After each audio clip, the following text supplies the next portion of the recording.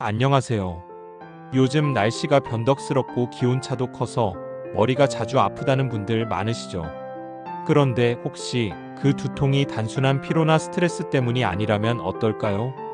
오늘은 많은 분들이 놓치기 쉬운 뇌졸중의 전조 증상, 그리고 예방을 위한 생활 습관과 음식에 대해 이야기해 보려 합니다.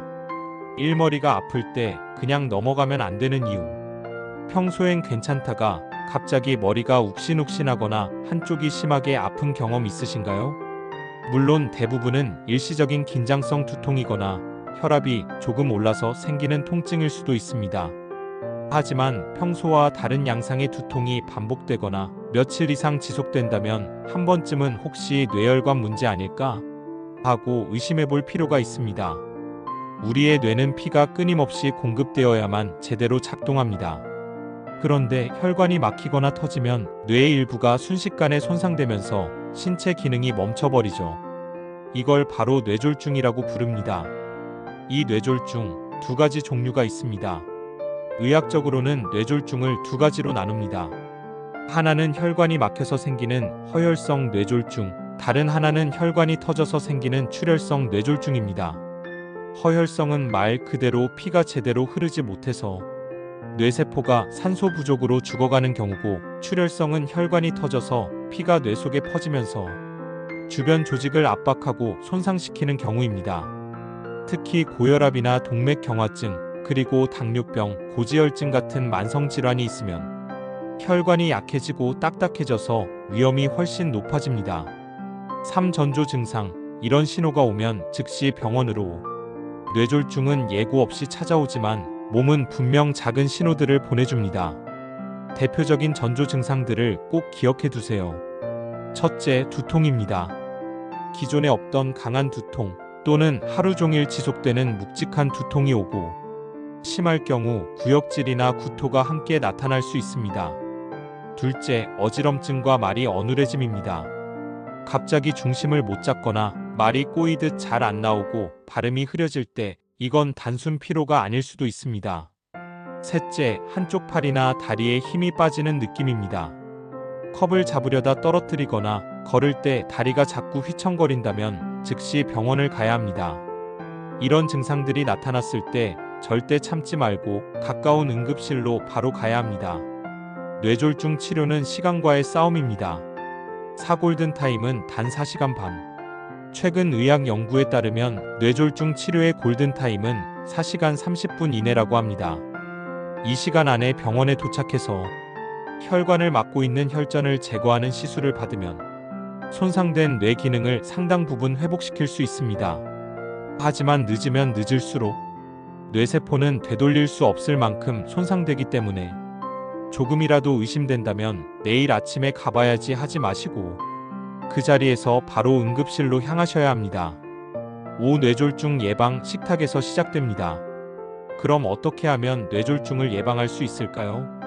무엇보다 중요한 건 혈관 건강을 지키는 식습관입니다. 먼저 등푸른 생선을 주 23회 드세요. 고등어, 꽁치, 연어 같은 생선에는 오메가3 지방산이 풍부하게 들어있어서 혈관 벽을 튼튼하게 만들고 염증을 줄여줍니다. 하지만 매일 먹을 필요는 없습니다. 지나치게 섭취하면 오히려 혈액이 너무 묽어져 멍이 잘 드는 부작용이 있을 수 있거든요. 다음은 잡곡밥과 채소입니다. 흰쌀밥보다는 현미나 보리, 귀리 등을 섞은 잡곡밥이 좋고, 신선한 과일과 채소에는 혈관 노화를 막는 항산화 성분이 들어있습니다. 특히 시금치, 브로콜리, 당근 같은 녹황색 채소가 도움이 됩니다. 그리고 단백질은 고기보다는 두부나 콩, 생선 같은 식물성에 산 단백질을 자주 섭취하세요. 혈관에 부담을 덜 주면서도 근육과 면역력을 유지할 수 있습니다. 6. 생활 습관이 더 중요합니다. 음식만큼 중요한 게 바로 생활 습관입니다. 짠 음식 줄이기, 천천히 먹기, 그리고 꾸준히 걷는 습관을 들이는 게 좋습니다. 특히 고혈압이 있으신 분은 아침에 일어나자마자 급히 움직이지 말고 기지개를 켜며 천천히 몸을 깨워주세요. 갑자기 일어나면 혈압이 급격히 오르면서 혈관이 터질 위험이 커집니다. 또한 스트레스 관리도 꼭 필요합니다. 긴장을 오래 유지하면 혈압이 쉽게 오르고 혈관이 수축하면서 피의 흐름이 나빠지기 때문이죠. 하루에 10분이라도 명상하거나 좋아하는 음악을 들으며 마음을 편히 하는 시간을 가져보세요. 7. 흔한 오해, 그리고 진실. 가끔 두통만 있으면 다 뇌졸중 아니냐? 이렇게 걱정하시는 분도 계십니다. 물론 그렇진 않습니다. 긴장성 두통, 편두통, 목 근육의 뭉침 등 여러 가지 이유로 머리가 아플 수 있습니다.